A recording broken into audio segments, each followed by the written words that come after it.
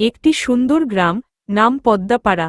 হরিপদ নিজের জমিতে হাড়ভাঙা খাটুনি করে ধান চাষ করে, কিন্তু বৃষ্টি না হওয়ায় ফসল ভালো হয় না। হরিপদের মন খারাপ, ঋণের টান, ছেলে মিঠুর পড়ালেখাও বন্ধ হওয়ার মুখে। গাড়িতে করে আসে রায় সাহেব, গ্রামের বড়লোক, স্যুট পরা। রায় সাহেব এসে বলল, হরিপদ, তোমার জমি চাই, টাকায় বানিয়ে দেব সুখের রাজ্য। হরিপদ দ্বিধায় পড়ে, মনে পড়ে ঋণ, ছেলে মেয়ের ভবিষ্যৎ।